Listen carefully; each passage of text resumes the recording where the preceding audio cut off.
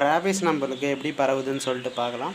First of all ஒரு வெறி நாய் வந்து நம்மளை கடிக்கும்போது அந்த கடித்த இடத்துல இருக்க டிஷ்யூஸில் லோக்கலைஸ்டாக ஒரு வைரல் இன்ஃபெக்ஷன் வந்து ஸ்ப்ரெட் ஆகும். இது ஃபர்தராக அங்கே இருக்கிற நியூரான்ஸ் மூலயமா ஆக்ஸானல் ஸ்ப்ரெட்டுன்னு சொல்லுவாங்க. அந்த ஆக்ஸான்ஸ் வழியாக வந்து ஸ்ப்ரெட் ஆகி நம்மளோட ஸ்பைனல் கார்டை ஃபஸ்ட்டு ரீச் ஆகும்.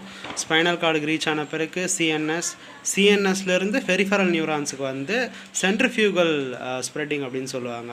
அதாவது சென்டர்லேருந்து மற்ற இடத்துக்கு வந்து போகிறத வந்து சென்ட்ரிஃபியூகல் ஸ்ப்ரெட்டிங் வந்து சொல்லுவாங்க.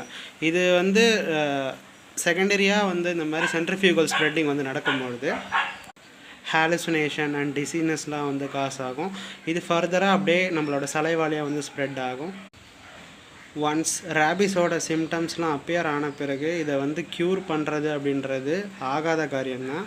இதுக்கான மருந்து வந்து அலோபதி, ஆயுர்வேதா, சித்தா எதுலேயுமே வந்து கிடையாது. இதுக்கான ஒரே ஒரு ப்ரிவென்டிவ் மெத்தட்ஸ் என்னென்னா வேக்சின் மட்டும்தான். வேக்சினேட்டடாக இருந்தால் இந்த சிம்டம்ஸ்லாம் வந்து ஏற்படாது. ஸோ ஏதாச்சும் ஒரு நாய், பூனை இதெல்லாம் வந்து கடிக்குது அப்படின்னா உடனே வந்து வேக்சின் போட்டுக்கிறது நல்லது. இதை ஏன் நம்மளால் முன்கூட்டியே கணிக்க முடியல அப்படின்னா, ரேபிஸை பொறுத்த வரைக்கும் எல்லாமே நடந்து முடிஞ்ச பிறகு தான் வந்து சிம்டம்ஸே வந்து அப்பியர் ஆகும். அதாவது பிரெயினுக்கு வந்து ஒரு பாக்டீரியாவோ வைரஸோ வந்து போகுதுன்னா அது ஒரு ஃபேட்டல் கண்டிஷன். அது அதாவது ரொம்ப லாஸ்ட் டெர்ஷரி ஸ்டேஜுக்கு போயிட்ட பிறகு தான் நம்மளுக்கு மைல்டான சிம்டம்ஸே வந்து அப்பியர் ஆகும். இப்போ எப்படின்னா ஃபீவர் வரும், தலை சுத்தம், தலை வலிக்கும், திடீர்னு ஒரு மாதிரி பதட்டமாக இருக்கும்.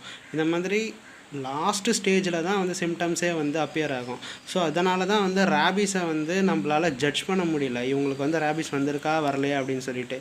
எனிவே அது நம்மளால் ஜட்ஜ் பண்ண முடியலனா கூட பரவாயில்ல, நம்ம ப்ரிவென்டடாக இருக்க வேக்சின் வந்து போட்டுக்கிறது ரொம்ப நல்லது.